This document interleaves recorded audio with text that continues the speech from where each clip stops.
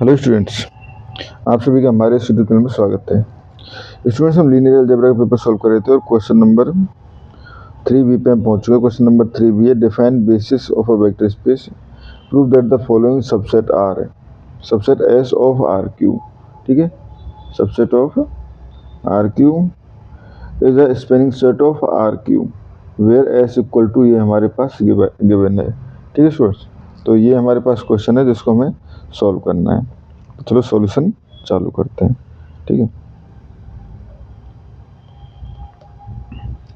तो इसमें सबसे पहले बेसिस अगर हम डिफाइन करना चाहें, ठीक है, तो बेसिस क्या होता है?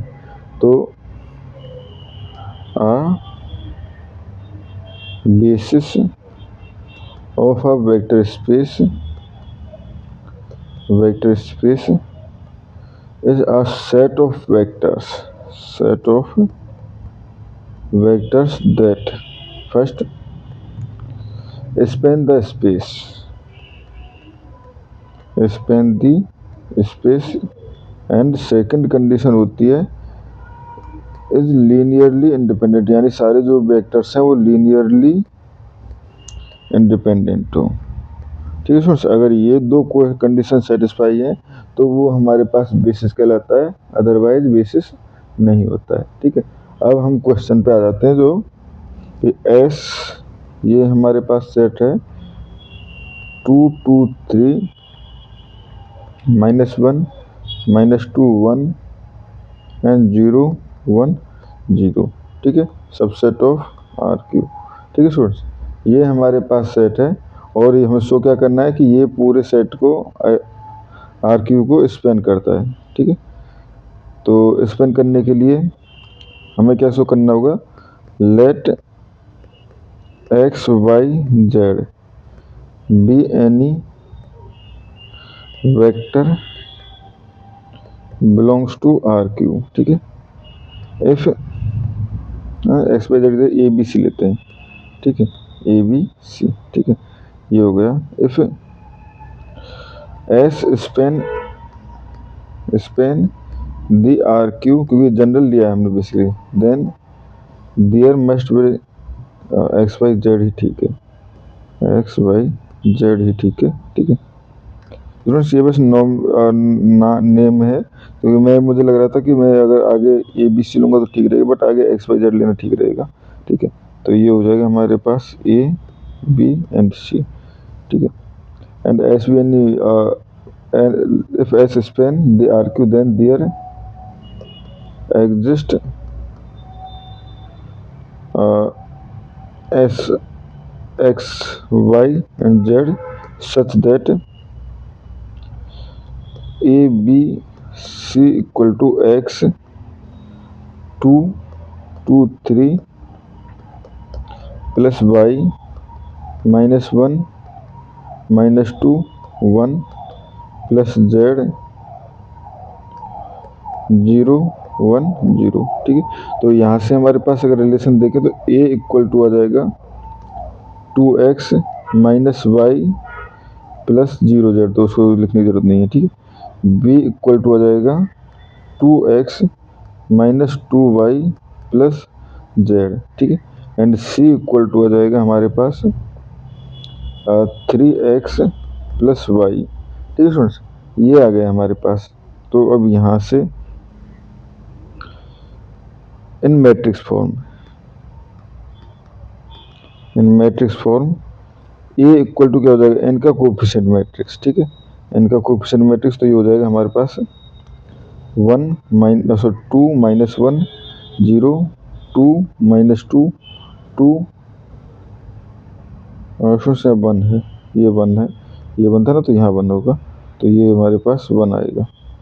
ठीक है, एंड 3 1 0। ठीक है, ये हो गया हमारे पास। अब जब ये हो गया है एक्स इक्वल टू आ जाएगा यहाँ से हमारे पास एक्स वाई जेड, एंड ये आ गया हमारे पास, क्योंकि हम ए एक्स इक्वल टू बी की फॉर्म लिखे होते तो बी इक्वल टू आ जाएगा हमारे पास ए बी सी। ठीक है, ये हो गया। ये बी और ये बी अलग है स्टूडेंट, ठीक है, ये बी और ये भी अलग है, तो इसको हम ऐसे ले लेते हैं बी डैश, ठीक है, ये बी डैश, ठीक है। अब देखो यहाँ से हमारे पास अगर मैं इस मैट्रिक्स की रैंक जो है वो 3 शो कर दूँ, ये रैंक जो है वो 3 है, तो उस कंडीशन में ये उसको स्पेन करेगा, अदरवाइज नहीं करेगा, ठीक है। तो रैंक हम किस तरह से निकाल सकते हैं, रो इक्विवेलेंट फॉर्म में कन्वर्ट करके, ठीक है, या रो रिडक्शन की हेल्प से हम इसकी रैंक निकाल सकते हैं, ठीक है। तो देखो रैंक निकालनी है तो मैं सबसे पहले रोज का ऑर्डर चेंज कर रहा हूँ, इस फर्स्ट सेकंड रो को यानी R2 एंड R1 को चेंज कर रहा हूँ, ठीक है। तो ये हो जाएंगे हमारे पास 2 - 2 1, इधर नीचे 2 - 1 0 3 1 0, ठीक है। अब मुझे R2 एंड R3 में ये दोनों एलिमेंट्स को 0 बनाना है, ठीक है। तो अब 0 बनाना चालू करें, तो ये हो जाएगा हमारे पास R2 tends to R2 - R1, ठीक है, एंड R3 टेंड्स टू, ये हो जाएगा हमारे पास 2R3 - 3R1, ठीक है। तो यहाँ से इन दोनों रो ऑपरेशंस की हेल्प से पहली रो पे तो कोई इफेक्ट नहीं पड़ेगा, ठीक है। सेकंड रो में सिंपल माइनस करना है, तो 2 - 2 0 -2 -1, तो ये हमारे पास सॉरी -1 -2, तो ये प्लस हो जाए, -1 + 2 हो जाएगा, तो ये 1 एंड ये हो जाएगा हमारे पास -1, ठीक है।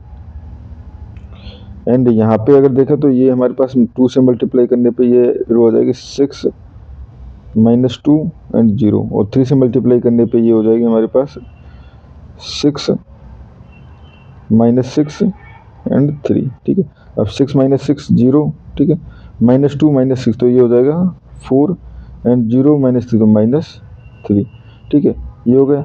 अब हम इस एलिमेंट को 0 बनाएंगे, तो इस एलिमेंट को 0 बनाने के लिए क्या करना है, R3 tends to R3 - 4 R2, ठीक है। तो ऐसा करने पे हो जाएगा 2 - 2 1, ठीक है, 0 1 -1 एंड 0, ये हो जाएगा हमारे पास, तो 4 से मल्टीप्लाई करना माइनस किया तो 0, तो ये 4 हो जाएगा और ये -4, ठीक है। एंड अब -3 -4, तो ये 1। अब स्टूडेंट्स देखें तो यहाँ पर रैंक कितनी है इसकी, क्योंकि तीनों ही रो जो है नॉन जीरो है। Rank of A equal to 3, ठीक है, equal to number of unknowns, ठीक है, implies matrix always have unique solution, always have unique solution. Unique solution implies a vector ABC can be written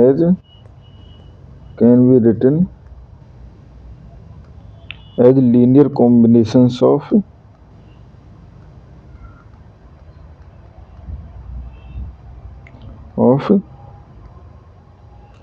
vectors given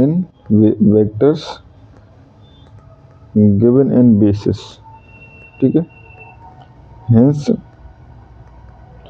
basis span RQ, ठीक है।